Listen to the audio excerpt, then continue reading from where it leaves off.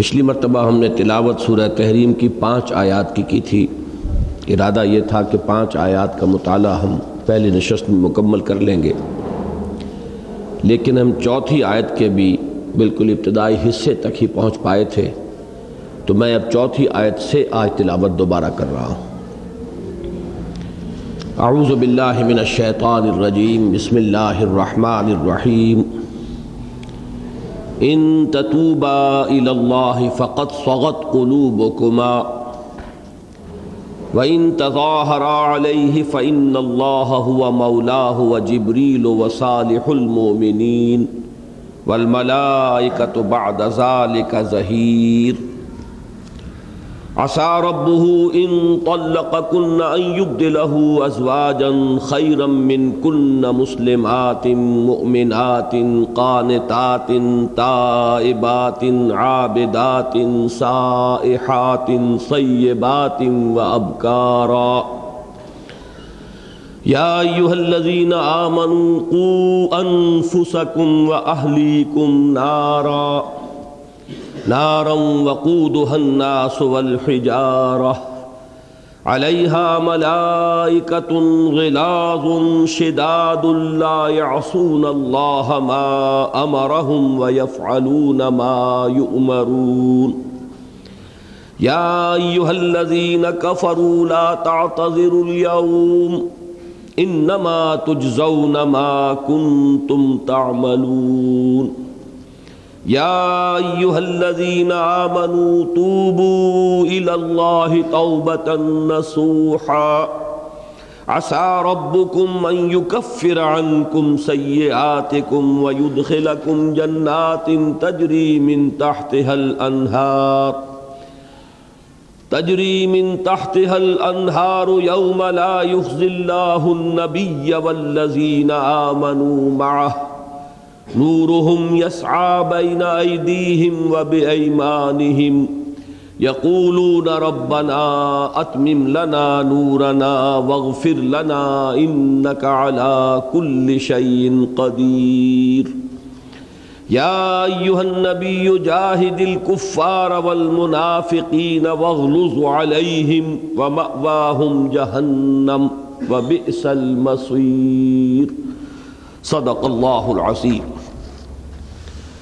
رب اشرح لی صدری ویسر لی امری واحلل عقدۃ من لسانی یفقہوا قولی۔ سورہ تحریم کی چوتھی آیت کے ابتدائی ٹکڑے کے بارے میں بڑی تفصیل سے میں یہ گفتگو کر چکا ہوں کہ اس میں فقط صغت قلوبکما کے ترجمے میں کچھ سہو ہوا ہے بعض حضرات سے کہ جن میں ہمارے اسلاف میں سے بڑی اہم شخصیات بھی شامل ہیں، اور میرے نزدیک یہ سہو ہوا ہے خاص مکتب فکر کا ایک مخالفانہ پروپیگنڈا جو ایک بہت ہی مؤثر ٹیکنیک کے ذریعے سے مسلسل تاریخ اسلامی کے دوران پھیلتا رہا اور وہ ذہنوں پر اثر انداز ہوتا رہا۔ یہ اس کا نتیجہ ہے، اسی کے ایک زیر اثر یہ صورتحال پیدا ہوئی ہے۔ الحمدللہ کہ اس دور میں جہاں اور بہت سے اعتبارات سے حق جو ہے وہ مبرہن ہو کر سامنے آ رہا ہے، اور اس طرح کے مغالطے رفع ہونے کی اللہ تعالیٰ کی جانب سے خصوصی صورتیں پیدا ہو چکی ہیں، تو اس معاملے میں بھی الحمدللہ کہ اس مغالطے کے رفع ہونے اور اصل حقیقت کے سامنے آنے کی بہت سی اللہ تعالیٰ کے فضل و کرم سے صورت بن چکی ہے۔ میں عرض کر چکا ہوں کہ عربی زبان میں 2 لفظ تو ایسے ہیں کہ جن کا دونوں طرف رجحان ہوتا ہے، اس میں الا یا من کے لفظ سے ایک جانب کا تعین ہوتا ہے۔ مالا الا کسی شے کی طرف مائل ہوا، مالا عن اس سے متنفر ہو گیا، لفظ وہی رہا میلان، لیکن حرف جار جو ہے بجائے الا کے عن ہو گیا، تو وہ گویا کہ اس سے نفور اور نفرت اور فرار یہ مفہوم پیدا ہو گیا۔ اسی طرح رغب الا کسی شے کی طرف راغب ہوا، اور رغب عن لفظ وہی ہے رغبت، اردو میں وہ ایک ہی معنی میں استعمال ہوتا ہے، لیکن عربی میں اس کے بعد عن کا صلہ آ گیا تو اس کے معنی ہے اس سے ہٹ گیا، اس سے متنفر ہو گیا، اس کو اس نے ناپسند کیا۔ اس کے بعد متعدد الفاظ ہیں، جیسا کہ میں پچھلی مرتبہ عرض کر چکا ہوں کہ مثلاً 4 الفاظ وہ ہیں کہ جو مالا یا رغب عن ہی کا مفہوم دیں گے، کسی شے سے ہٹ جانا، علیحدہ ہو جانا، دور ہو جانا. جیسے لفظ زیغ ہے، فلما زاغوا ازاغ اللہ قلوبہم. جور ہے، ارعوا ہے، انحراف تو اردو میں بھی مستعمل ہے، کسی چیز سے منحرف ہونا، ہٹ جانا. لیکن اسی طرح کے 4 الفاظ ہیں جس میں کسی شے کی طرف میلان جو ہے یہ گویا کہ تعیین کے ساتھ پایا جاتا ہے. فے، توبہ کے معنی بھی کسی کی طرف لوٹنا، پلٹنا، رجوع کرنا. صغو، جس سے کہ یہ لفظ بنا ہے فقط صغت قلوبکما. اور التفات اردو میں بھی مستعمل ہے، کسی کی جانب ملتفت ہونا، متوجہ ہونا. بہرحال یہاں پر جو ترجمے میں نے خاصی تحقیق کر کے میں نے جمع کیے تھے، بہت سے فارسی تراجم، انگریزی تراجم اور اردو تراجم، تو ان میں یہ بات سامنے آتی ہے کہ شاہ ولی اللہ رحمہ اللہ ان سے بھی یہ خطا ہوئی ہے کہ انہوں نے اس آیت کا ترجمہ کیا ہے ہر آئینہ کج شدہ است دل شما. پھر بعض تراجم میرے سامنے اس وقت موجود ہے کہ جو ایرانی مترجمین کے ہیں، شیعوں کے، وہ تو ظاہر بات ہے کہ بالکل اسی مفہوم کے اندر راسخ ہیں، پختہ ہیں، یہ تو ان کا تو ایک خاص مکتب فکر ہے. لیکن یہ کہ ان کے صاحبزادے شاہ ولی اللہ کے شاہ رفیع الدین، انہوں نے بھی اپنے والد کا تتبع کیا ہے اور انہوں نے اردو ترجمے میں کج کا لفظ استعمال کیا، پس تحقیق کج ہو گئے ہیں دل تمہارے. لیکن انہی کے دوسرے بھائی شاہ عبد القادر رحمہ اللہ، انہوں نے اس کا صحیح لفظی مفہوم لیا ہے تو جھک پڑے ہیں دل تمہارے. جھک پڑنا، مائل ہو جانا، یہ گویا کہ صحیح لفظی ترجمہ ہے. حضرت شیخ الہند مولانا محمود حسن رحمہ اللہ نے اپنے ترجمے کے بارے میں خود بھی اقرار کیا ہے کہ یہ میرا کوئی ترجمہ نہیں ہے، میں نے شاہ عبد القادر ہی کے ترجمے کو 100 برس گزر جانے کے باعث جو محاورے میں کچھ فرق پیدا ہو چکا ہے اردو زبان کے، تو میں نے اس کو صرف اپ ٹو ڈیٹ کر دیا ہے. 100 برس کا جو فرق ہے اس کو نکال کر اسی ترجمانی کو میں نے اب جدید جو محاورہ جو ہے اس میں ڈھال دیا ہے. تو انہوں نے ترجمہ کیا ہے تو جھک پڑے ہیں دل تمہارے، حضرت شیخ الہند نے. لیکن مجھے بڑی خوشی ہوئی کہ حضرت شیخ الہند کا ترجمہ فارسی میں منتقل کیا گیا، اور یہ جیسا کہ میں نے پہلے بھی بتایا تھا، یہ مجاہدین نے یہ کام کیا ہے خاص طور پر، اور مہاجرین اور مجاہدین جو افغانستان کے ہیں ان میں کثرت کے ساتھ یہ شیخ الہند کا ترجمہ اور شبیر احمد عثمانی رحمہ اللہ کا کی جو حواشی ہیں وہ پھیلائے گئے ہیں. تو وہاں بہت خوبصورت ترجمہ کیا ہے جس نے بھی کیا ہے، ہر آئینہ مائل شدہ است دل ہائے شما، کہ یقیناً تمہارے دل مائل ہو چکے ہیں. اگر تم اللہ کی جناب میں توبہ کرو تو تمہارے دل تو مائل ہو ہی چکے ہیں. اسی کو پھر مولانا احمد علی لاہوری نے بہت ہی عمدگی کے ساتھ اسی ترجمے کو انہوں نے اختیار کیا ہے. جدید بعض مترجمین میں سے مولانا عبد المجید پاریک صاحب، عبد الکریم پاریک، وہ یہاں بھی آئے تھے ہندوستان سے، بہت سے حضرات ان سے واقف ہیں، انہوں نے ہماری قرآن کانفرنس میں تقریر بھی کی تھی. تو انہوں نے وضاحت کر دی ہے کہ تو تمہارے دل اللہ کی طرف جھک ہی گئے ہیں. اب یہ جھک جانا اللہ کی طرف یا جھک جانا بدی کی طرف، کجی کی طرف، غلطی کی طرف، معصیت کی طرف، جہاں تک لفظ کا تعلق ہے دونوں امکانات موجود ہیں، جھک پڑے ہیں. لیکن جو آیت کا کی کنسٹرکشن ہے کہ ان تتوبا الی اللہ فقد صغت قلوبکما، اگر تم اللہ کی جناب میں توبہ کرو، رجوع کرو، تو تمہارے دل تو مائل ہو ہی چکے ہیں. یہ بالکل وہ نفسیاتی کیفیت ہے کہ جس میں بسا اوقات انسان کو اپنی خطا کا احساس تو ہو جاتا ہے، لیکن ایک ہچکچاہٹ سی مانے رہتی ہے اس کو برملا ماننے میں، خاص طور پر جہاں کوئی بے تکلفی بھی ہو، جہاں کچھ مان بھی ہو کسی کو کہ خامخواہ میں کیوں ان کے سامنے اپنی غلطی کا اعتراف کروں. تو یہ جو ایک خاص قسم کا معاملہ ہے جس کی طرف مولانا امین احسن اصلاحی صاحب نے بڑی خوبصورتی کے ساتھ توجہ دلائی کہ شوہر اور بیوی کے معاملات ایسے ہوتے ہیں کہ اس میں بسا اوقات اس طرح کی نفسیاتی جو ہے کیفیت پیدا ہو جاتی ہے. تو پھر تشویق اور ترغیب کے لیے یہ انداز اختیار کیا جاتا ہے، جیسے کہ ہم کہتے ہیں کہ بھائی تمہارا دل تو مان رہا ہے، اب تم زبان سے نہیں مان رہے، تم سمجھ تو چکے ہو، لیکن یہ کہ تم صرف یہ کہ اقرار کرنے کے لیے تیار نہیں ہو. تو یہ انداز ہے ان تتوبا الی اللہ فقد صغت قلوبکما، اگر تم دونوں اے نبی کی بیویوں رضی اللہ تعالی عنہما اگر تم دونوں اللہ کی جناب میں رجوع کرو، توبہ کرو، تو یہ تمہارے شایان شان ہے اور تمہارے دل تو اس کی طرف مائل ہو ہی چکے ہیں۔ اور میں نے پچھلی مرتبہ بھی عرض کیا تھا، یہی ترجمہ کیا ہے مولانا عبدالحق حقانی۔ تفسیر حقانی بڑی اہمیت کی حامل ہے ہمارے ہاں اردو تفاسیر میں۔ انہوں نے، میں حیران ہوں کہ جب وہ یہ ترجمہ کر چکے ہیں تو اب کم سے کم ہمارے اردو مترجمین کو تو اس سے ادھر ادھر ہونے کی ضرورت نہیں ہے۔ ان کا ترجمہ ورنہ تمہارے دل تو مائل ہو ہی گئے ہیں، یہ بالکل وہی ترجمانی ہے۔ انگریزی میں نے آپ سے عرض کیا تھا کہ عبداللہ یوسف علی، پھر محسن خان اور تقی الدین ہلالی اور عبد الماجد دریابادی رحمہ اللہ، ان سب کے تراجم یہ ہیں Your hearts are indeed so inclined، یہ تینوں کا ترجمہ یہی ہے، Surely your hearts are so inclined۔ اگرچہ جو ایک جدید ترین مترجم ہے محمد اسد، جو لیوپولڈ ویس ہوتے تھے کبھی، یا وائس، مجھے نہیں معلوم صحیح تلفظ اس کا کیا ہے، یہ ایک یہودی تھے، بہت عرصہ ہوا جب یہ ایمان لائے تھے، یہیں ماڈل ٹاؤن میں ایک زمانے میں ان کا مرکز تھا، عرفات نام کا یہ رسالہ انگریزی میں نکالتے تھے۔ پاکستان جب بنا ہے تو پہلی دستورساز اسمبلی کے یہ اس کے ساتھ ایک باڈی بنائی گئی تھی، کہ جو علماء اور فضلاء ہیں کہ جو اسلامی دستور پر اس دستورساز اسمبلی کو رہنمائی دے، تو اس میں یہ بھی شامل تھے۔ بعد میں یہ پاکستان کے حالات سے مایوس ہو کر پھر یہاں سے چلے گئے۔ ان کا ایک ترجمہ آیا ہے، بدقسمتی سے انہوں نے وہی ترجمہ کجی والا اختیار کیا ہے، For the hearts of both of you have severed from what is right، تم دونوں کے ہاتھ کے دل جو ہیں وہ صحیح راستے سے ہٹ گئے ہیں۔ تو تراجم تو یہ آپ کو دونوں مل جائیں گے، لیکن یہ کہ جیسا کہ میں نے عرض کیا کہ اس میں جو فقرے کی جو ساخت ہے اور پوری ایک نفسیاتی جو پس منظر ہے اس کو سامنے رکھیں تو اس کا مفہوم بالکل معین طور پر یہ ہے کہ اے نبی کی بیویوں، تم سے خطا ہوئی ہے۔ نبی نے تم میں سے ایک کو ایک راز کی بات بتائی تھی اور وضاحت کر دی تھی، تاکید کر دی تھی کہ کسی کو نہ بتانا۔ تم میں سے اس نے اس راز کو دوسری بیوی کو وہ بتا دیا ہے، یہ ایک خطا ہوئی ہے۔ اب تمہیں اس کا اعتراف کر لینا چاہیے، اللہ کی جناب میں توبہ کرنی چاہیے، اور دل تو تمہارے مائل ہو ہی چکے ہیں، تمہارے دلوں میں تو یہ احساس اور شعور پیدا ہو ہی چکا ہے۔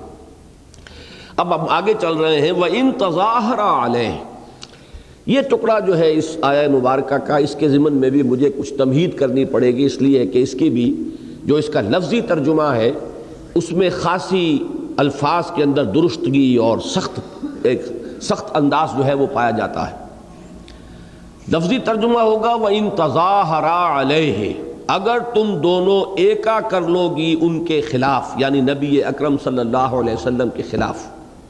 فَإِنَّ اللَّهَ هُوَ مَوْلَاهُ وَجِبْرِيلُ وَصَالِحُ الْمُؤْمِنِينَ وَالْمَلَائِكَةُ بَعْدَ ذَلِكَ ظَهِيرٌ، تو جان لو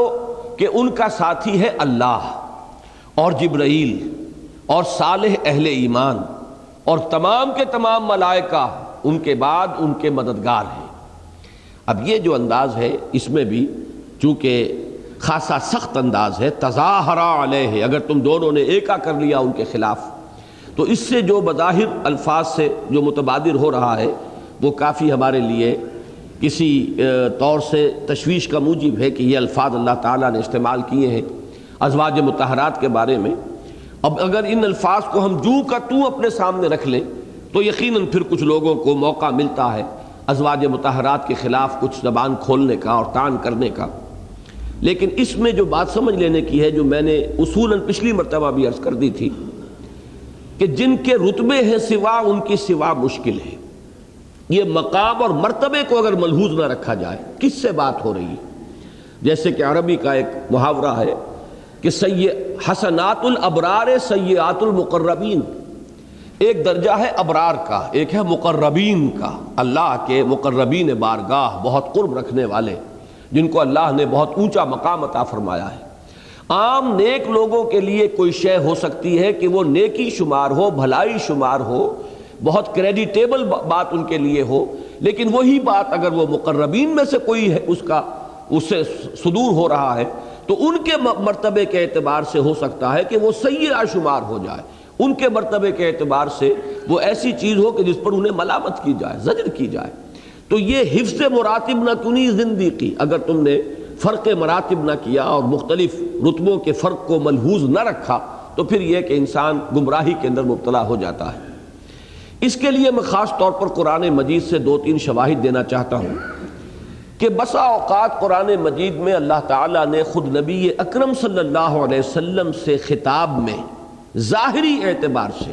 لفظی اعتبار سے بہت سخت انداز اختیار فرمایا ہے۔ چنانچہ ایک مثال میں دے رہا ہوں آپ کو سورہ انعام سے۔ سورہ انعام میں ایک بحث چلی ہے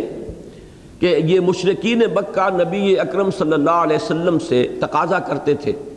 کہ ہمیں کوئی صریح معجزہ دکھائیے، جیسے معجزے حضرت عیسیٰ نے دکھائے، حضرت موسیٰ نے دکھائے کہ ایک عصا ہے، لکڑی ہے، اور وہ زمین میں ڈالتے تھے تو وہ ایک اژدہا بن جاتا تھا، سانپ بن جاتا تھا، یا ان کا ہاتھ جو ہے وہ ید بیضا کی صورت اختیار کرتا تھا۔ ایسے معجزے ہمیں دکھائیے، کوئی صریح مادی اور حصی معجزہ۔ اللہ تعالیٰ کی حکمت یہ تھی، اللہ کا فیصلہ یہ تھا کہ ایسا کوئی معجزہ ان کو نہیں دکھایا جائے، بلکہ اصل معجزہ قرآن حکیم ہے۔ جو ہدایت کا طالب ہے وہ قرآن کے ذریعے سے ہدایت اخذ کر لے گا، اور جو ہدایت کے طالب نہیں ہے لاکھ معجزے دکھا دیے جائیں وہ ایمان نہیں لاتے۔ حضرت مسیح علیہ السلام کے ذریعے سے اللہ تعالیٰ نے جو معجزے دکھائے ہیں اب ان سے اونچے کسی معجزے کا تصور نہیں کیا جا سکتا، یعنی حصی معجزہ، مادی معجزہ جو نگاہوں سے دکھائے دے کہ ایک پرندے بنایا انہوں نے، پرندے کی صورت گارے سے بنائی اور پھونک ماری اور اڑتا ہوا پرندہ بن گیا۔ یہ یوں سمجھیے کہ خلق حیات یہ اللہ تعالیٰ کا ایک خاص فعل ہے، اس کا بھی ظہور ہو رہا ہے حضرت عیسیٰ علیہ السلام کے ہاتھ سے۔ اسی طرح احیاء موتا، مردہ ہے اور فرمایا قم باذن اللہ، اور مردہ زندہ ہو گیا، کھڑا ہو گیا۔ اب یہ دو میں سمجھتا ہوں کہ آخری معجزے ہو سکتے ہیں جو کسی انسان کے ذریعے سے جن کا ظہور ہو۔ لیکن یہ کہ آپ کو معلوم ہے، تاریخ گواہ ہے کہ یہود نے پھر بھی حضرت عیسیٰ علیہ السلام کی تصدیق نہیں کی، ان پر ایمان نہیں لائے، انہیں جادوگر قرار دیا، اپنے طور پر تو انہوں نے سولی پر چڑھائی دیا۔ یہ دوسری بات ہے کہ اللہ تعالیٰ نے ان کے ساتھ کیا معاملہ کیا اور کس طرح انہیں اٹھایا، یہ علیحدہ بات ہے۔ تو حضور صلی اللہ علیہ وسلم کی بعثت کے ضمن میں اللہ کا یہ فیصلہ اٹل تھا کہ اصل معجزہ آپ کا یہ قرآن حکیم ہے۔ اب اگر کسی کو ہدایت کی طلب ہے تو قرآن سے وہ ہدایت اخذ کر لے گا، جو طالب نہیں ہے کوئی معجزہ بھی ان کی آنکھیں نہیں کھول سکے گا، اور معجزے کے دکھانے کے بعد، اس نوع کے معجزے کے دکھانے کے بعد پھر کوئی رعایت نہیں ہو سکتی قوم کے ساتھ۔ پھر اگر وہ ایمان نہیں لاتے تو قوم ہلاک کر دی جاتی ہے، ختم کر دی جاتی ہے۔ اور یہ رعایت اللہ تعالیٰ فرمانا چاہتے تھے اس امت کے ساتھ کہ اگر اس معجزے کو دیکھ کر بھی وہ ایمان نہیں لائے تو پھر تو یہ کہ مہلت ختم ہو جائے گی ان کی۔ ابھی ان کو مزید مہلت دینی ہے تاکہ ان میں جن کے اندر بھی کوئی خیر کی طلب ہے، کوئی ان کی فطرت کے اندر صلاحیت ہے، وہ راغب ہو جائیں، ایمان لے آئیں۔ یہ ہے پس منظر۔ اب اس میں کسی وقت ایسا ہوا ہو یا یہ کہ حضور کے دل میں یہ بات نہ آئی ہو، کچھ صحابہ کے دل میں پیدا ہو گئی ہو کہ اگر انہیں کوئی معجزہ دکھائی دیا جائے تو کیا حرج ہے، یہ مانیں گے نہیں تو کم سے کم زبانیں تو بند ہو جائیں گی۔ اس وقت تو حجت ہمارے خلاف قائم ہو رہی ہے کہ رسالت کا دعویٰ کر رہے ہو، ہمیں دعوت دے رہے ہو کہ ہم رسالت پر ایمان لائیں، اور کھلم کھلا معجزے جیسے خود مانتے ہو کہ پہلے رسولوں نے دکھائے، ہمارا مطالبہ ہے کہ دکھاؤ، اور دکھانے کے لیے تیار نہیں۔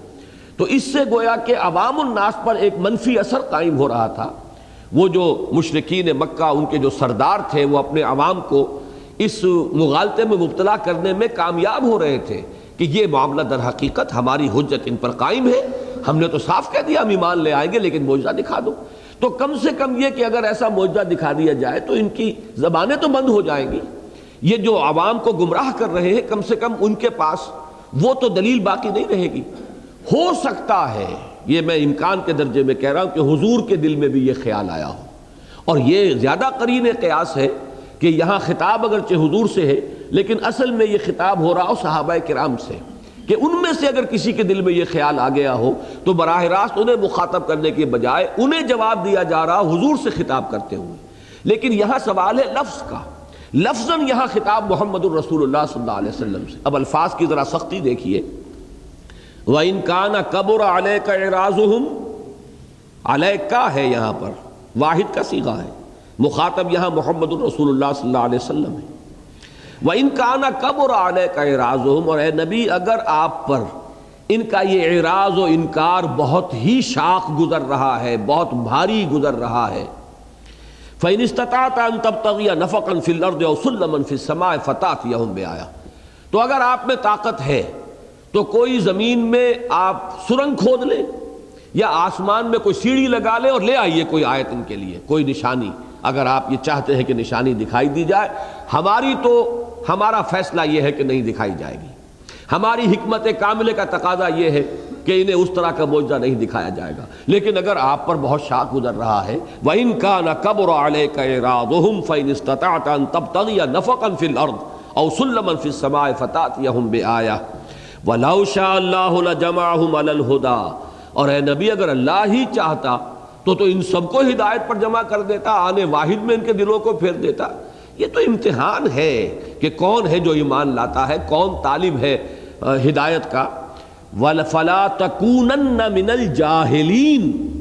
تو آپ جاہلوں میں سے مت بنیں۔ اب یہ ہے بہت سخت انداز، لفظی طور پر تو لفظ جاہل جو ہے معمولی لفظ نہیں ہے، بہت ثقیل لفظ ہے، اور یہاں براہ راست وہ استعمال ہو رہا ہے محمد الرسول اللہ صلی اللہ علیہ وسلم سے خطاب میں، فَلَا تَكُونَنَّ مِنَ الْجَاهِلِينَ۔ تو آپ کو یہ جو اگر خیال آپ کے دل میں آیا ہے تو، اور اگر یہ آپ کے ساتھیوں کے دل میں خیال ہے تو اے نبی پھر آپ انہیں بتا دیجئے کہ پھر یہ در حقیقت ایک طرح کی جہالت ہے، نعوذ باللہ من ذالک، نقل کفر نہ باشد۔ ہمیں وہ الفاظ بہرحال استعمال کرنے پڑیں گے، ہم کیا کریں، اس لیے کہ ترجمہ جب کریں گے تو لفظ کا حق ادا کرنا جو ہے وہ لازم ہو جاتا ہے۔ یہ انداز ہے خود محمد الرسول اللہ صلی اللہ علیہ وسلم سے خطاب کا۔ اصول میں بتانا چاہتا ہوں کہ در حقیقت یہاں مرتبے کو دیکھیے، مقام کو دیکھیے۔ کسی کے مرتبے اور مقام کے اعتبار سے کوئی تلخی اختیار کی جا رہی ہے، کوئی سخت انداز اختیار کیا جا رہا ہے، اس کو اپنے اوپر نہ قیاس کر لیجئے، بلکہ یہ کہ اس کے مفہوم کو سمجھیے، اس شخصیت کو سامنے رکھتے ہوئے کہ جس سے خطاب کیا جا رہا ہے۔ اسی کی دوسری مثال میں سورہ بنی اسرائیل سے دے رہا ہوں۔ سورہ بنی اسرائیل میں بھی وہ رد و قضا ہے کہ یہ کہہ رہے تھے مشرکین مکہ کہ اے نبی یہ قرآن جو ہے جو آپ پیش کر رہے ہیں یہ بہت ریجڈ ہے، اس کے اندر کوئی ترمیم کیجئے، کچھ نہ کچھ نرمی پیدا کیجئے، کچھ دنیا کا اصول ہے گیو اینڈ ٹیک، کچھ لیجئے کچھ دیجئے، کچھ منوائیے کچھ ہماری مانیے۔ یہ انداز تھا کہ اس کے اندر کوئی ترمیم کیجئے۔ فرمایا گیا وَإِن كَادُوا لَيَفْتِنُونَكَ عَنِ الَّذِي أَوْحَيْنَا إِلَيْكَ لِتَفْتَرِيَ عَلَيْنَا غَيْرَهُ، اور اے نبی یہ تو چاہتے تھے، تلے ہوئے تھے کہ آپ کو بچلا دیں اس چیز سے کہ جو ہم نے وحی کی ہے آپ کی طرف، تاکہ آپ کچھ اور چیز گھڑ کر ہماری طرف منسوب کر دیں۔ یہ تو خوش ہوں گے اسی طریقے سے، یہ چاہتے ہیں کہ آپ اپنی طرف سے کوئی شے گھڑ کر قرآن میں شامل کر دیں تاکہ کسی درجے میں ان کی بات بھی مان لی جائے اور ان کی دلجوئی بھی ہو جائے، ان کا تالیف قلب بھی ہو جائے۔ وَلَوْلَا أَن ثَبَّتْنَاكَ لَقَدْ كِدتَّ تَرْكَنُ إِلَيْهِمْ شَيْئًا قَلِيلًا، اور اے نبی اگر ہم نے ہی آپ کو جمائے نہ رکھا ہوتا تو کوئی عجب نہیں تھا کہ آپ ان کی طرف کچھ نہ کچھ مائل ہو ہی جاتے۔ اب اس کے بعد وہ لفظ آ رہے ہیں اِذًا لَأَذَقْنَاكَ ضِعْفَ الْحَيَاةِ وَضِعْفَ الْمَمَاتِ ثُمَّ لَا تَجِدُ لَكَ عَلَيْنَا نَصِيرًا، اگر ایسا ہو جاتا تو پھر ہم آپ کو عذاب دیتے، دگنا عذاب دنیا کا، اس زندگی کا، اور دگنا موت کا، اور پھر آپ کو کوئی مددگار نہ ملتا اپنے لیے ہمارے خلاف، ہماری پکڑ سے چھڑانے والا کوئی شخص نہ ملتا۔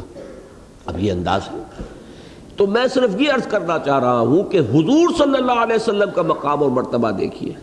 اب یہاں خطاب اللہ کا ہے، ایک تو یہ کہ مخاطب کون ہے اور مخاطب کون ہے، ان چیزوں کو سامنے نہ رکھا جائے تو ظاہری الفاظ سے تو دھوکہ ہو جائے گا۔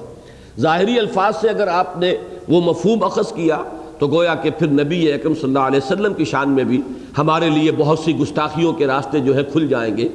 اسی طرح سورہ کہف میں فرمایا گیا وَاصْبِرْ نَفْسَكَ مَعَ الَّذِينَ يَدْعُونَ رَبَّهُمْ بِالْغَدَاةِ وَالْعَشِيِّ يُرِيدُونَ وَجْهَهُ وَلَا تَعْدُ عَيْنَاكَ عَنْهُمْ تُرِيدُ زِينَةَ الْحَيَاةِ الدُّنْيَا۔ اے نبی اپنے آپ کو تھامے رکھیے، صبر کیجئے، ان لوگوں کی معیت کو غنیمت سمجھیے۔ اللہ نے جو یہ فقراء اور درویش جو آپ کے گرد جمع کر دیے ہیں، جو صبح و شام اس کو پکارتے ہیں اور اسی کی رضا کے جویا ہیں، ان کی معیت پر صبر کیجئے، ان کی معیت پر اپنے آپ کو جمائے رکھیے، اور ان سے نگاہ ہٹا کر ان لوگوں کی طرف متوجہ نہ ہو کہ جن کے پاس دنیاوی ساز و سامان ہے۔ آپ بھی دنیاوی ساز و سامان اور دنیا کی رونق، ترید و زینت الحیات الدنیا۔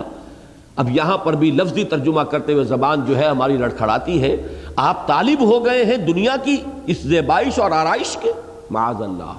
ہمیں یہاں کیا تعویل کرنی پڑتی ہے کہ اس التفات سے کہ جو حضور صلی اللہ علیہ وسلم قریش کی طرف کرتے تھے، دیکھنے والے کو یہ مغالطہ ہو سکتا تھا کہ جیسے عام آدمی ہے وہ رؤسا اور امراء سے متاثر ہوتا ہے، تو شاید محمد بھی صلی اللہ علیہ وسلم یہ بھی امیروں کی عمارت سے اور سرداروں کی سیادت سے اور چودھریوں کی چودراہٹ سے متاثر ہیں کہ ہم عام لوگوں کی طرف متوجہ نہیں ہوتے، غرباء اور فقراء کی طرف التفات نہیں فرماتے، بلکہ ان کی توجہ اور التفات جو ہے وہ ان امراء کی طرف اور سرداروں کی طرف. ترید زینت الحیات الدنیا. اسی لیے ہمارے ہاں بعض مترجمین نے یہاں استفہامیہ حمزہ جو ہے اس کو محذوف مانا ہے. اترید زینت الحیات الدنیا، کیا آپ طالب ہو گئے دنیا کی زندگی کے اور دنیا کی زیبائش اور آرائش کے؟ لیکن یہ کہ جو کچھ اس وقت نظر آ رہا تھا اس میں ایک امکان تھا کہ کسی دیکھنے والے کو یہ محسوس ہوتا،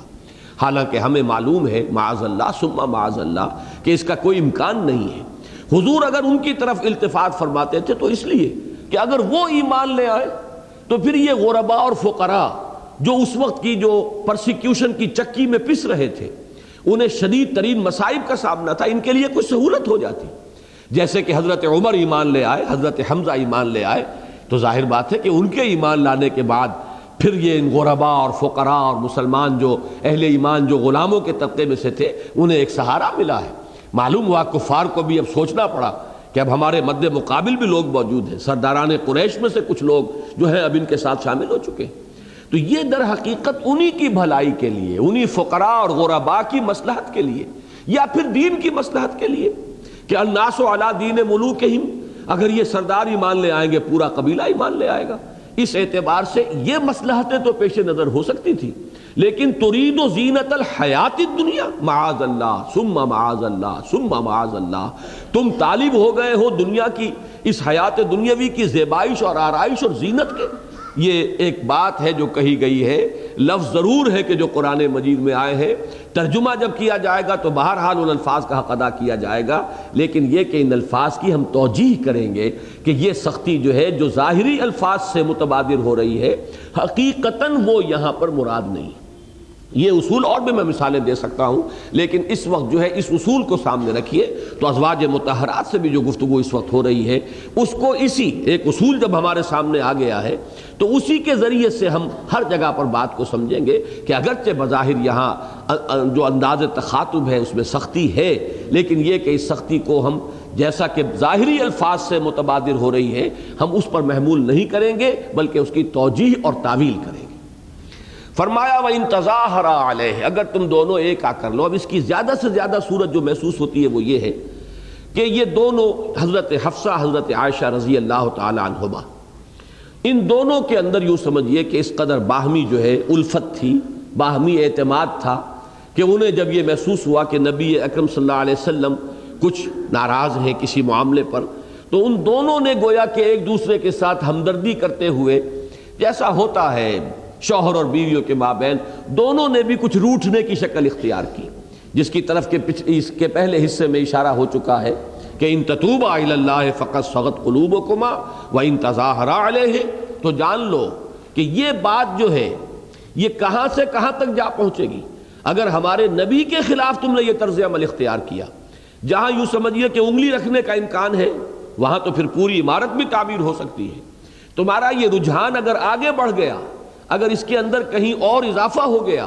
تو پھر تم اس کا جو نتیجہ نکلتا ہے وہ سمجھ لو کہ اس کا نتیجہ یہ ہے کہ گویا کہ یہ اعلان جنگ ہے اللہ کے خلاف. جیسے کہ ایک حدیث میں آتا ہے، یہ حدیث قدسی ہے کہ من عاد لی ولیا فقد آذنتہ بالحرب، جس شخص نے میرے کسی ولی کے ساتھ دشمنی کی اس کے خلاف میرا اعلان جنگ ہے.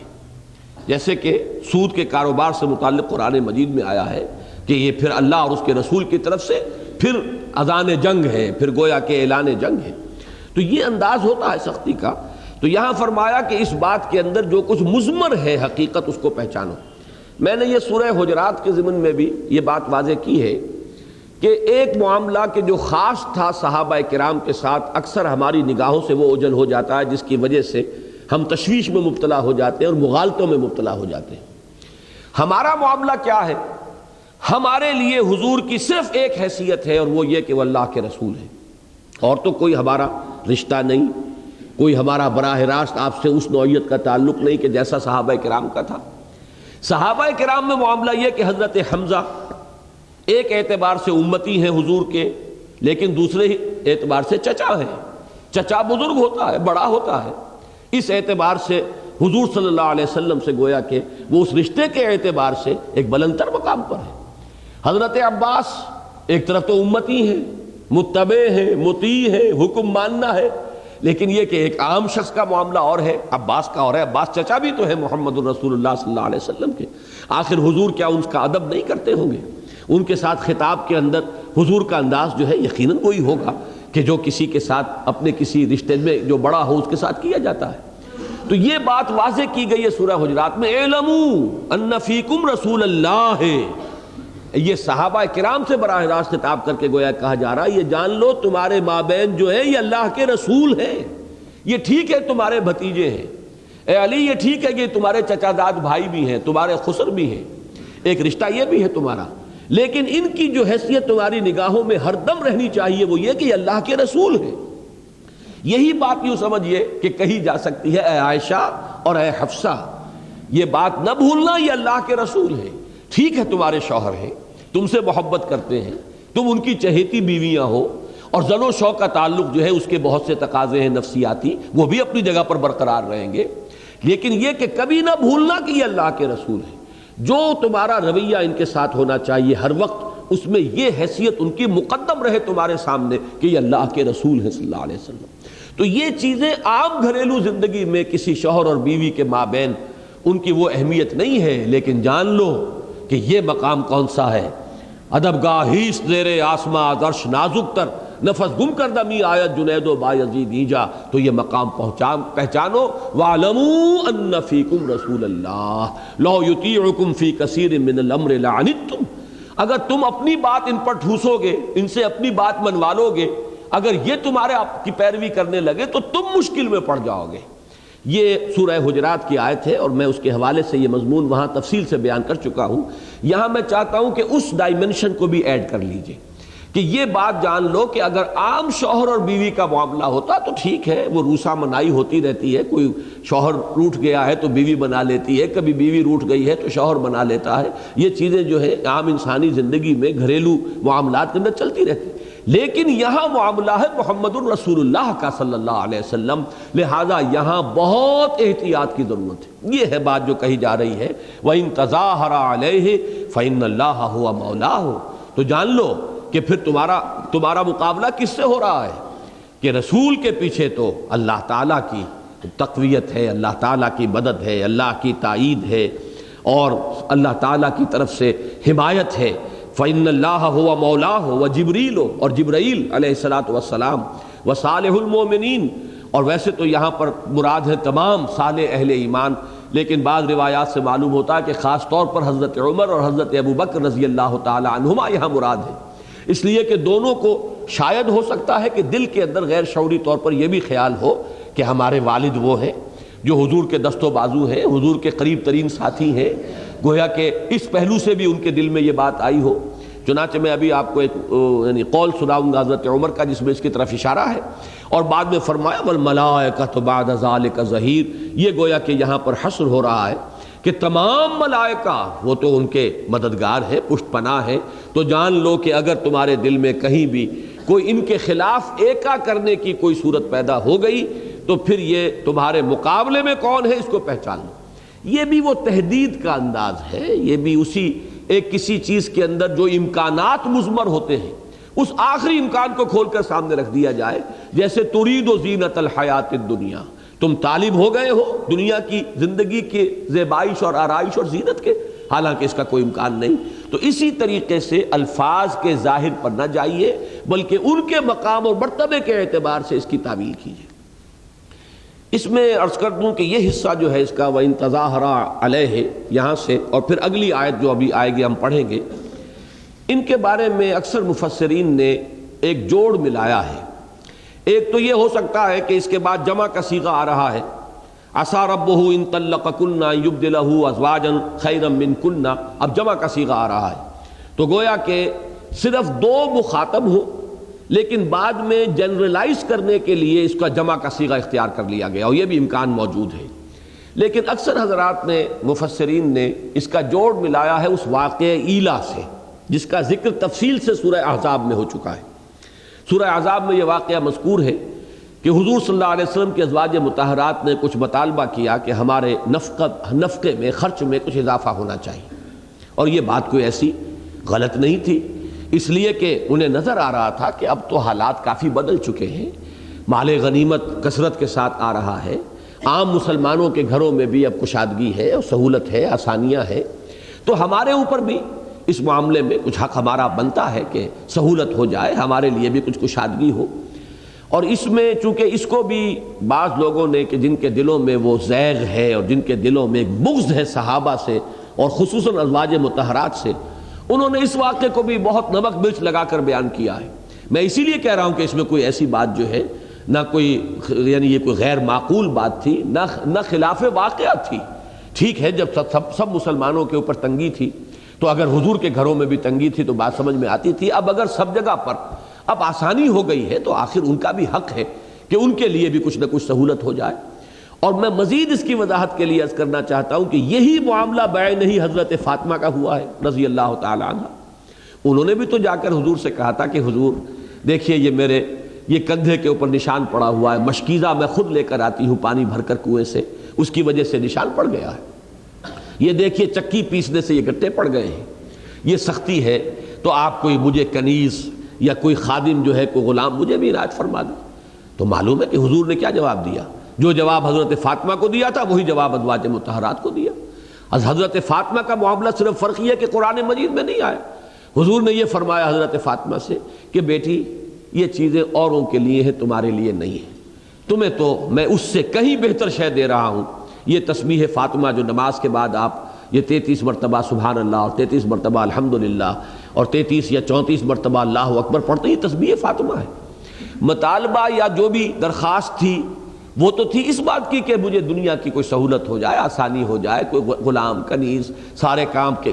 گھر کے جو ہے مجھے کرنے پڑ رہے ہیں، لیکن حضور نے جواباً یہ کہا کہ تمہارے لیے نہیں ہے یہ چیزیں۔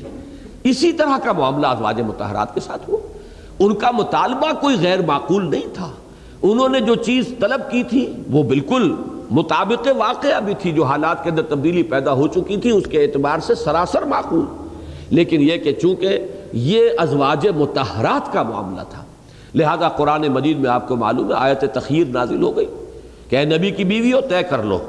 اگر تمہیں دنیا چاہیے فتعالین امتعکن واسرحکن سراحا جمیلا، اے نبی ان سے کہہ دیجئے اگر تم دنیا اور اس کی زیبائش اور آرائش کی طالب ہو تو میرے گھر میں تو وہ شے نہیں آئے گی،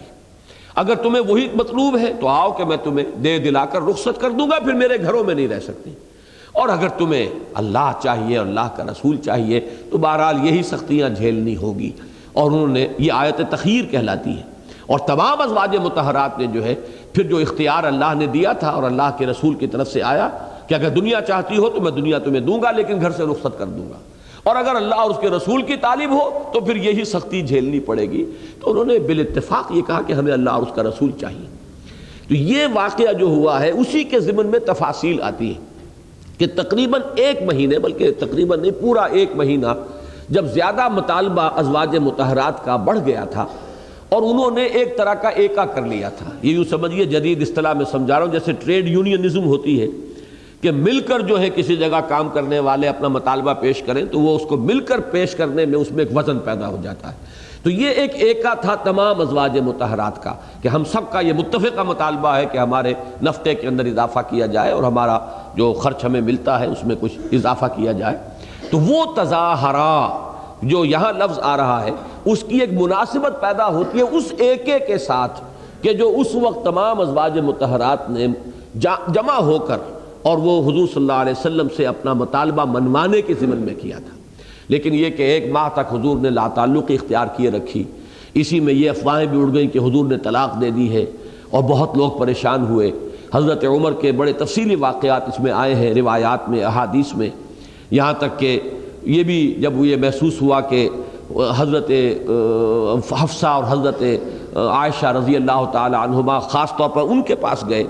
کہ تم نے یہ کیا غلط طرز عمل اختیار کیا ہے. ڈانٹا ڈپٹا حضرت ام سلمہ کے پاس پہنچ گئے تو انہوں نے البتہ وہ بہت تلخ جواب دیا حضرت عمر کو کہ اے عمر تمہارا معاملہ عجیب ہے، تم ہر چیز میں دخل دیتے ہو، ہوتے ہوتے یہاں اب پہنچ گئے ہو کہ نبی اکرم صلی اللہ علیہ وسلم اور ان کی ازواج کے معاملے میں بھی اب تم دخل دے رہے ہو. تو وہ چپ ہو کر واپس آ گئے. لیکن یہ کہ ایک تشویش جو ہے وہ بہت رہی ہے. اس کے ضمن میں ایک واقعہ ہے کہ جو مسلم شریف میں ایک قول نقل ہوا ہے، حضرت عبداللہ ابن عباس رضی اللہ تعالی عنہما اس کے راوی ہیں کہ حضرت عمر نے یہ فرمایا کہ جس وقت یہ صورتحال تھی تو میں حضور کی خدمت میں حاضر ہوا اور میں نے ان سے یہ عرض کیا کہ حضور آپ اتنے پریشان کیوں ہیں. ظاہر بات ہے کہ حضور پر بھی اب یہ 1 ماہ کا لا تعلقی کا معاملہ ازواج سے اور چہمے گوئیاں جو ہو رہی تھیں، پورے چھوٹا سا مدینہ ایک قصبہ تھا اور پھر حضور کا معاملہ تھا، یہ کسی عام مسلمان کا تو معاملہ نہیں تھا. تو میں سمجھتا ہوں کہ پورے ہر گھر میں جو ہے اسی کا چرچا ہو رہا ہوگا. تو حضور کے پاس حاضر ہو کر حضرت عمر فرماتے کہ میں نے عرض کیا کہ آپ پریشان کیوں ہوتے ہیں؟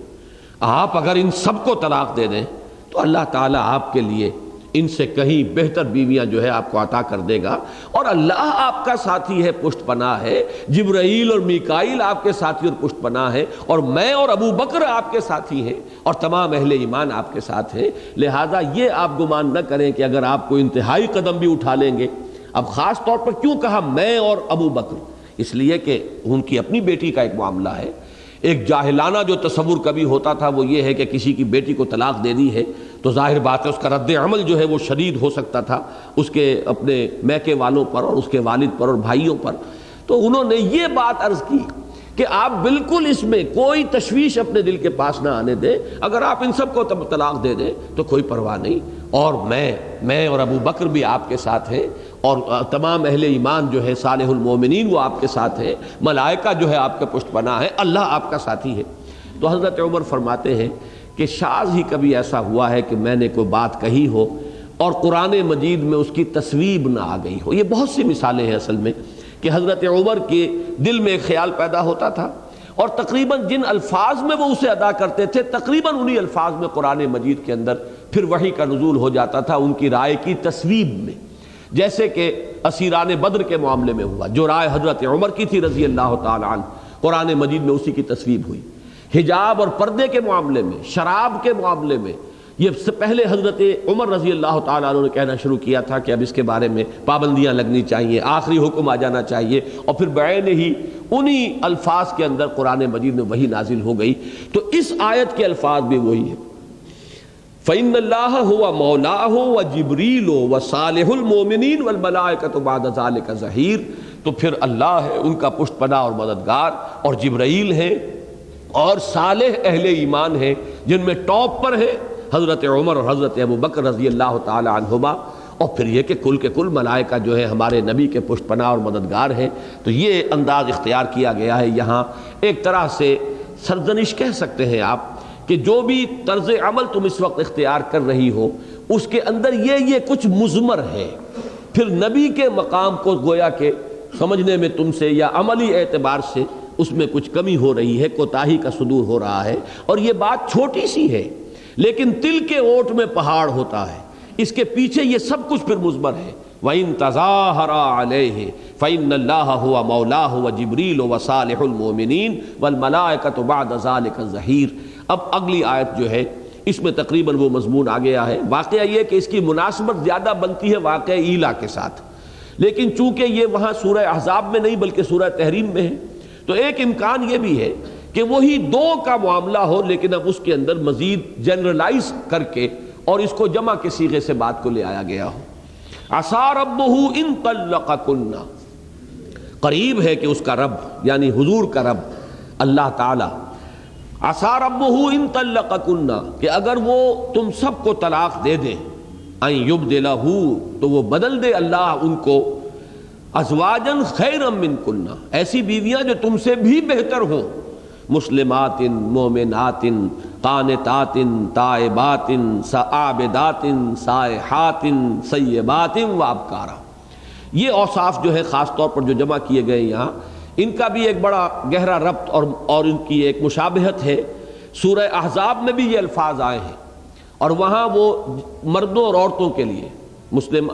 المسلمون والمسلمات والمؤمنون والمؤمنات، یہ تمام الفاظ وہاں ایک طویل آیت ہے جس کے اندر آئے ہیں۔ یہاں چونکہ صرف ازواج مطہرات کا معاملہ ہے تو یہاں وہ صرف خواتین کے لیے جو اوصاف ہیں ان کو جمع کیا گیا ہے، مسلمات۔ یہ پہلا درجہ ہے اسلام۔ یہ تو یوں سمجھیے کہ جو صراط مستقیم ہے اس پر پہلا قدم پڑتا ہے، انسان اپنا اختیار سرنڈر کرتا ہے اللہ کے سامنے، یہ اسلام ہے۔ To surrender, to submit. مومنات، ایمان رکھنے والیاں، یہ دلی یقین قلب کے اندر جب اللہ پر، آخرت پر اور وحی پر یہ یقین پیدا ہو جاتا ہے تو یہ اب ایمان ہے۔ مسلمات مومنات قانتات، فرما برداری کرنے والیاں۔ فرما برداری یہ دونوں معنی یہاں پہ دے رہا ہے لفظ، ایک اللہ کی فرما برداری اور ایک شوہروں کی فرما برداری، اس لیے کہ یہی لفظ آیا ہے سورہ نساء کے اندر، فالصالحات قانتات حافظات للغیب بما حفظ اللہ۔ نیک بیویاں وہ ہیں کہ جو اپنے شوہروں کی فرما بردار ہوتی ہیں۔ تو یہ دو طرفہ، اللہ کے لیے بھی فرما برداری اور شوہر کے لیے بھی فرما برداری۔ بلکہ ایک حدیث میں آتا ہے کہ بعض لوگ وہ ہیں کہ جنہیں اللہ تعالیٰ دوہرا اجر و ثواب عطا فرماتا ہے، وہ اللہ کی اطاعت کرتے ہیں تو عام لوگوں کے مقابلے میں انہیں دوہرا اجر و ثواب ملتا ہے۔ ایک مثلاً غلام ہے، غلام اللہ کی بندگی کر رہا ہے، تو ایک عام آزاد آدمی ہے، اس کے لیے وہ پابندیاں نہیں ہیں، لیکن غلام کو اپنے آقا کی بھی اطاعت کرنی ہے، ان لیمیٹیشنز کے باوجود وہ اللہ کی اطاعت کر رہا ہے تو دوہرے اجر و ثواب کا مستحق ہو گیا۔ اسی طرح عورت وہ اپنے شوہر کی بھی اطاعت کر رہی ہے اور اس حال میں اس لیمیٹیشن کے ساتھ وہ اللہ کی اطاعت کا بھی حق ادا کر رہی ہے، تو گویا کہ اسے دوہرا اجر و ثواب اللہ کے ہاں ملے گا۔ تو فرمایا مسلمات مومنات قانتات تائبات، توبہ کرنے والیاں۔ یہ توبہ ایک تو آگے آئے گا آج تفصیل کے ساتھ معاملہ، ایک تو یہ کسی معین کوئی خطا ہوئی انسان کو کے ذریعے کے انسان سے اور پھر وہ اس پر توبہ کر رہا ہے، ایک یہ مستقل وصف ہے کہ ایک طرح کا احتساب انسان ہر وقت کرتا رہے اپنے حرکات و سکنات کا، کیا لفظ اس کی زبان سے نکلا ہے، کیا بات اس نے ابھی کی ہے، کیا فعل اس سے سرزد ہو گیا، احتساب۔ اور جتنا یہ شدید احتساب ہوگا انسان کا، اتنی ہی پھر اس کے اندر وہ توبہ کرنے کا وصف جو ہے اور اس کی صفت جو ہے وہ راسخ ہوتی چلی جائے گی۔ اس لیے کہ اگر آپ غفلت میں ہیں تو آپ کو پتہ ہی نہیں کہ آپ نے اس وقت کیا غلط حرکت کی ہے، بالکل غیر شعوری طور پر، غیر ارادی طور پر آپ سے بہت سی غلطیں ہم سے سب سے ہوتی رہتی ہیں۔ اب یہ جن کو ہم صغائر کہتے ہیں، وہ صغائر وہی تو ہیں کہ جس کے اندر ہمارا کوئی قصب جو ہے، دل کا ارادہ داخل نہیں ہوتا۔ آپ نے کہیں بیٹھے ہوئے کسی کے بارے میں بری بات کہہ دی، حالانکہ آپ کی نیت غیبت کی نہیں تھی، لیکن اس وقت آپ کی زبان سے ایک بات نکل گئی ہے۔ یہ چیزیں جو ہیں اگر انسان کی اپنی نگاہ جو ہے احتساب کی وہ برقرار رہے اور اس کا وہ جذبہ جو ہے بیدار رہے تو مسلسل اسے توبہ کرنی پڑے گی، مسلسل توبہ کرنی پڑے گی۔ یہی وجہ ہے کہ حضور صلی اللہ علیہ وسلم فرماتے ہیں وَإِنِّي لَأَسْتَغْفِرُ اللَّهَ 70 مرة فی کل یوم، میں اللہ سے استغفار کرتا ہوں 70 مرتبہ ہر روز۔ اور ظاہر بات ہے کہ یہاں بھی استغفار جو ہے اس کو سمجھ لیجئے کہ حضور اس طرح کے گناہوں میں ملوث نہیں ہو سکتے تھے جس گناہوں میں ہم ملوث ہوتے ہیں، معاذ اللہ، وہ معصوم ہیں، لیکن یہ کہ اپنے مقام بلند کی مناسبت سے ذرا سا بھی اگر کوئی کام جو ہے ہلکا ہو گیا ہے کسی درجے میں، ہمارے لیے وہ پھر حسنات ہی میں ہوگا، لیکن حضور کے مقام اور مرتبے کے اعتبار سے اگر ذرا معیار سے نیچے بات ہو گئی ہے تو یہ بھی گویا کہ حضور کے اعتبار سے گناہ کی بات ہو رہی ہے، اور اس کے اوپر حضور صلی اللہ علیہ وسلم استغفار کر رہے ہیں 70 مرتبہ۔ بلکہ پوری حدیث کے الفاظ یہ ہے کہ انہ لیغان علی قلبی، میرے بھی دل پر کبھی کبھی حجاب سا آ جاتا ہے۔ آپ یہ غور کیجئے، اس حجاب کو اپنے حجابات کے اوپر قیاس نہ کر لیجئے، کار پاکاں را قیاس بر خود مکن، اپنے اوپر قیاس نہ کر بیٹھنا ان کے معاملے۔ اب ان کا حجاب کیا ہے کہ وہ جو لا لگی ہوئی اللہ سے اس کی شدت میں تھوڑی سی کمی آ گئی تو یہ بھی گویا کہ ایک شدت، آپ اس روشنی کے جب عادی ہو جائیں تو ذرا سی کم درجے کی روشنی ہے وہ آپ کو محسوس ہوگا اندھیرا ہو گیا، حالانکہ اس سے کم درجے کی روشنی سے کوئی شخص نکل کر آئے گا وہ سمجھے گا کہ بہت روشنی ہے۔ تو یہ وہ اعتباری کیفیت ہے کہ جو لو لگی ہے، جو استحضار ہے اللہ کے ساتھ، وہ جو دل کا رشتہ قائم ہے، اس کی شدت میں تھوڑی سی کمی آ گئی ہو تو اسے بھی وہ اپنے لیے بہت بڑے قصور اور بہت بڑی کوتاہی سے تعبیر کریں گے، اسے بھی وہ اپنے لیے حجاب سے تعبیر کریں گے۔ تو فرمایا کہ انہ لیغان علی قلبی، میرے دل پر بھی کبھی کبھی حجاب سا آ جاتا ہے، پردہ سا پڑ جاتا ہے۔ وانی لاستغفر اللہ 70 مرۃ فی کل یوم، اور میں تو اللہ سے استغفار کرتا ہوں روزانہ 70 مرتبہ۔ یہ ہے وہ لفظ کہ مسلسل توبہ کرنے والے، رجوع کرنے والے، استغفار کرنے والیاں، عابدات، عبادت گزار، جو بھی اللہ تعالیٰ نے عبادت کے جو ہمیں اسلوب عطا کیے ہیں اپنے رسول صلی اللہ علیہ وسلم کے ذریعے۔ ایک عبادت تو ہے پوری بندگی میں، پوری زندگی میں اللہ کی بندگی، ایک یہ عبادات بھی ہیں کہ جن کے ذریعے سے ہم اللہ تعالیٰ کے ساتھ اپنا ایک خصوصی ربط و تعلق قائم کرتے ہیں۔ یہ نماز ہے جسے معراج المومنین کہا گیا ہے۔ تو عابدات سائحات، سائحات سیاحت جو ہے یہ پرانے زمانے کا ایک لفظ ہے جو چلا آ رہا ہے، اس کا مفہوم اب ہماری شریعت میں آ کر بدل گیا ہے۔ سیاحت بس گھومتے پھرتے رہنا، گھر بار نہ بنانا، رہبانیت کی روش، یا جیسے کہ آپ کو ہندوستان میں ایک لفظ ملتا ہے بن باس لے لینا، نکل گئے ہیں آبادیوں سے، گھروں سے، بس سیاحت، گھومتے پھر رہے ہیں۔ تو یہ ایک پچھلے زمانے میں نیکی کا ایک تصور تھا۔ شریعت محمدی میں اس کا بالکل سد باب کر دیا گیا، لا رہبانیت فی الاسلام، اسلام میں کوئی رہبانیت نہیں۔ تو اسی طرح سیاحت بھی اس معنی میں اب ختم کر دی گئی ہے۔ اسی لیے حضرت عائشہ سے مروی ہے حضور صلی اللہ علیہ وسلم کا ایک قول، کہ بلکہ حضرت عائشہ ہی کا اپنا قول ہے، گویا کہ یہ بھی آثار میں سے شمار ہوگی، اگرچہ یہ خبر نہیں ہے، حضور کا قول نہیں ہے، لیکن یہ کہ سیاحت الاسلام میں ہماری اس شریعت کا سیاحت جو ہے الصوم، یہ روزہ ہے۔ روزے میں ایک مشابہت پیدا ہو جاتی ہے کہ اسی طرح سے کھانا پینا، لذات نفسانیہ جو ہیں ان سے انسان اپنے آپ کو روک کر رکھتا ہے۔ اسی لیے اکثر ہمارے مترجمین نے سائحات کا ترجمہ کیا ہے روزہ رکھنے والیاں۔ یہ گویا کہ ایک ترجمانی کے طور پر، لفظی ترجمہ یہ نہیں بنے گا، سائحات سیاحت اختیار کرنے والیاں، یعنی لذات دنیاوی سے کنارہ کشی اختیار کرنے والیاں۔ جو ریاضت ہے، جس حد تک دین کے اندر اس کی اجازت ہے، اس تک تو انسان اس کو اختیار کرے۔ سیبات و ابکارا، اب یہ ان کے لیے دو لفظ آئے ہیں۔ ایسی عورتیں بھی ہوتی ہیں جن کی پہلے کہیں شادی ہوئی ہو اور وہ ایک ازدواجی زندگی کا تجربہ رکھتی ہوں، اور ایک وہ جو کنواریاں ہیں۔ لیکن یہاں پر ایک عجیب بات ہے کہ سیبات، عام تصور سے تو انسان جو ہے وہ کنواری جو عورت ہے اس کے بارے میں زیادہ لوگوں کا تصور ہوتا ہے کہ وہ زیادہ قابل قدر ہے نکاح کے لیے، لیکن یہاں سیبات کا لفظ پہلے لایا گیا ہے۔ اس میں یہ کہ بعض پہلوؤں سے واقعہ یہ ہے کہ جنہیں ازدواجی زندگی کا پہلے تجربہ ہو چکا ہو، جو ان احساسات سے زیادہ واقف ہو، وہ ایک رفاقت جو ہے زندگی کے اندر، ان کی رفاقت زیادہ کسی انسان کے لیے وقتی طور پر زیادہ مفید ہو سکتی ہے، زیادہ اس کے لیے سکون بخش ہو سکتی ہے۔ اور میرا ذہن ادھر منتقل ہوا ہے کہ جیسا کہ پچھلے درس میں بھی میں نے عرض کیا تھا، حضرت خدیجہ الکبریٰ رضی اللہ تعالی عنہ کا مقام جو ہے، میں یہ دیکھتا ہوں کہ اکثر اہل سنت کی نگاہوں سے کچھ اوجھل ہے۔ خاص طور پر حضرات جو اہل حدیث ہیں، انہوں نے تو حضرت عائشہ صدیقہ رضی اللہ تعالی عنہا کی عظمت اور ان کا مقام اور مرتبہ جو ہے وہ ٹھیک ہے، بہت بلند ہے،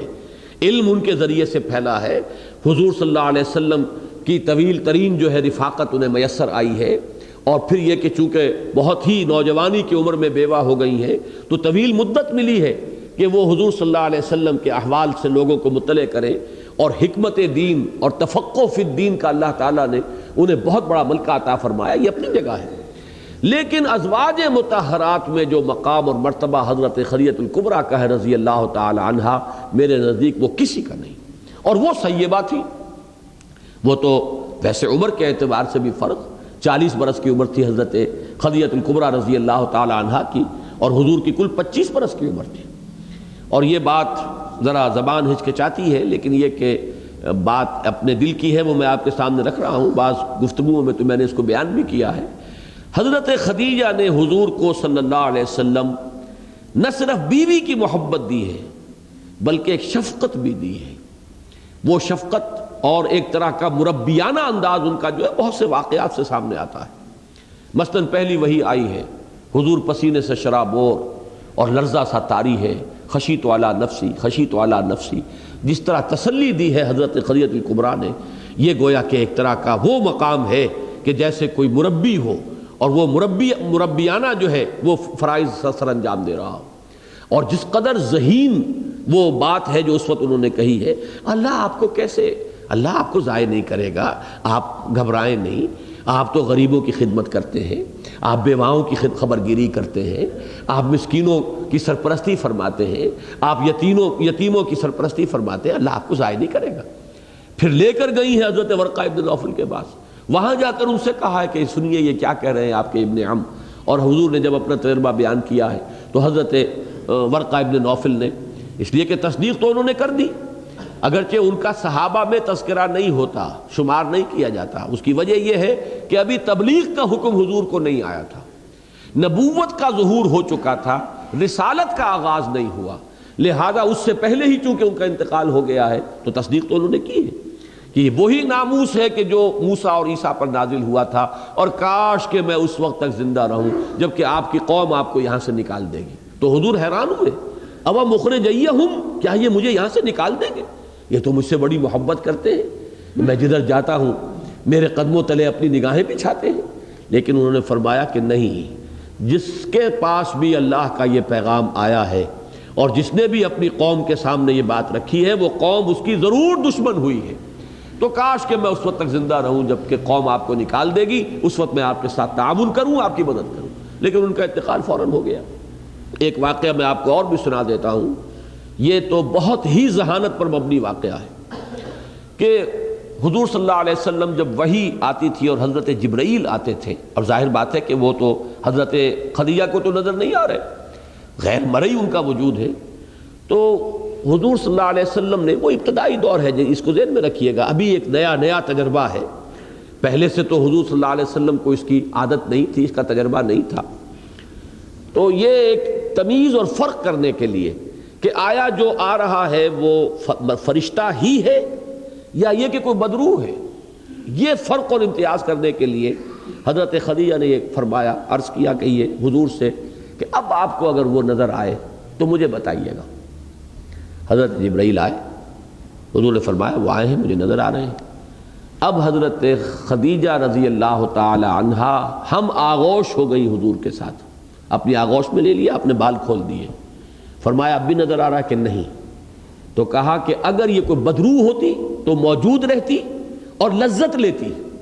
یہ یقیناً فرشتہ ہے کہ جس نے حیا کی ہے اور شرم کی ہے اور وہ یہاں سے رخصت ہو گیا ہے۔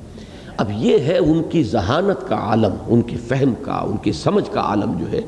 اس اعتبار سے پھر یہ کہ یہ تو واقعہ ریکارڈ پر ہے کہ حضرت عائشہ صدیقہ رضی اللہ تعالی عنہ نے ایک دفعہ کچھ تلخ سی بات کہتی تھی حضرت خدیجہ کے بارے میں، آخر انسانی فطرت ہے، حضور چونکہ ذکر کرتے ہی رہتے تھے حضرت خدیجہ کا، تو حضرت عائشہ نے کہہ دیا آپ اس بوڑھی عورت کو ابھی تک نہیں بھولے؟ تو حضور نے سرزنش فرمائی کہ تم نے وہ کڑوی بات کہی ہے کہ سمندر میں ملا دی جائے تو اس کو بھی تلخ کر دے، اور پھر حضور نے فرمایا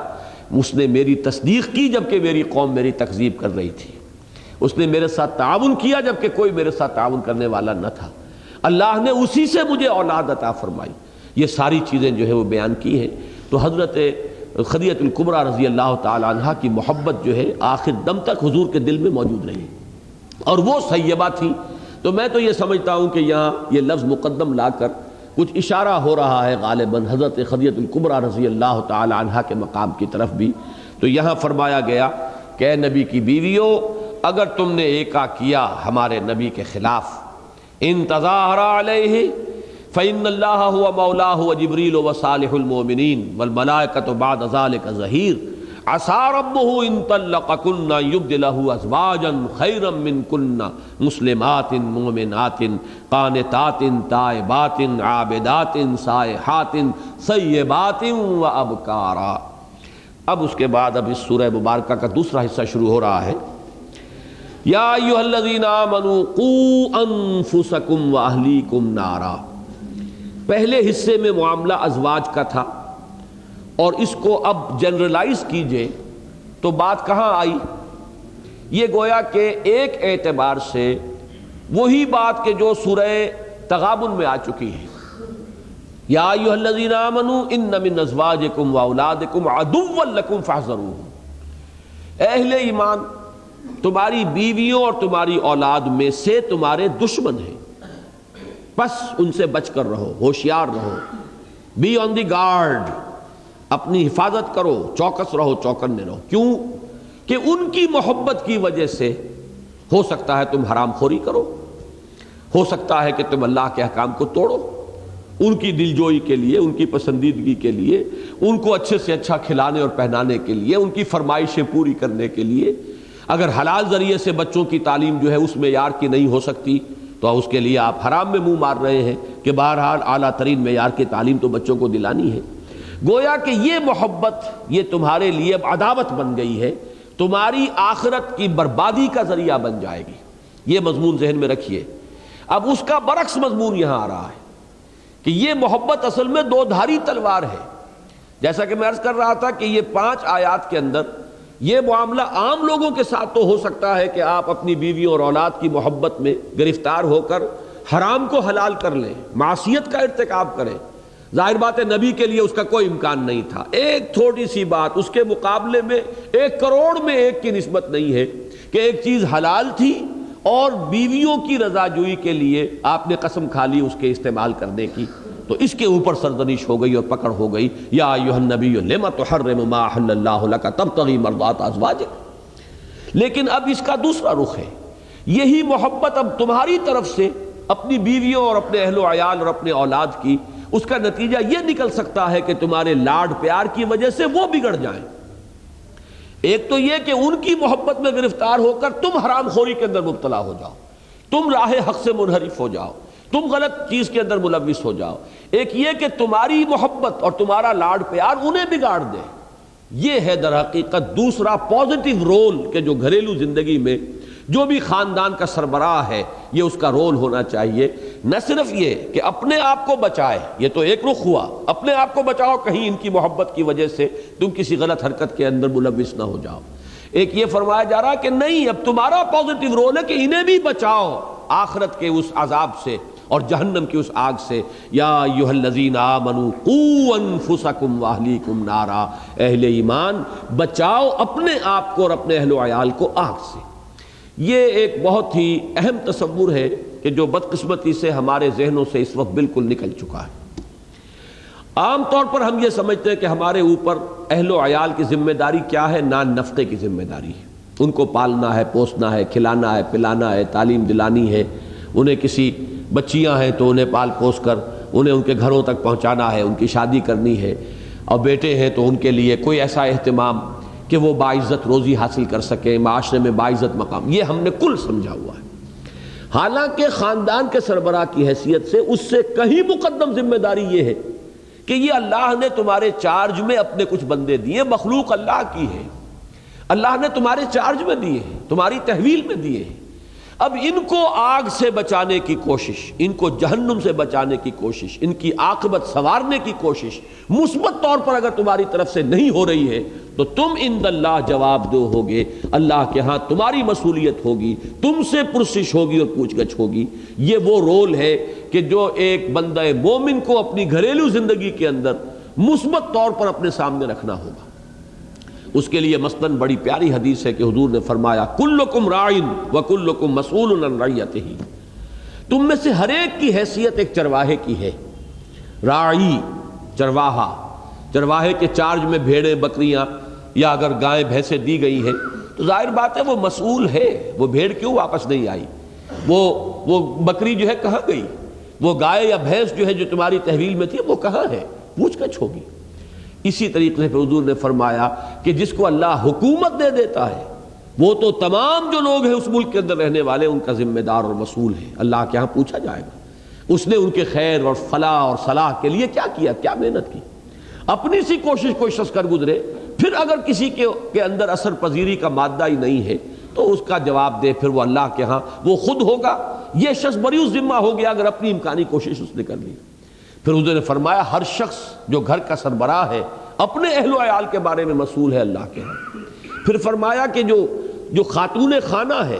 جو گھر میں بیوی کی حیثیت سے اس کے رہ رہی ہے اور بچوں کی ماں کی حیثیت سے، وہ اپنے ان بچوں کے بارے میں اللہ کے ہاں مسئول ہوگی کہ اس نے کیا ذمہ داری ادا کی ہے، بچوں کی تربیت کی کیا کوشش کی ہے، انہیں کس طرح غلط باتوں سے روکنے کی اس نے کوشش کی ہے، یہ تمام چیزیں تمہاری ذمہ داریوں میں شامل ہیں۔ یا ایھا الذین آمنوا قوا انفسکم واہلیکم نارا، اہل ایمان بچاؤ اپنے آپ کو اور اپنے اہل و عیال کو آگ سے۔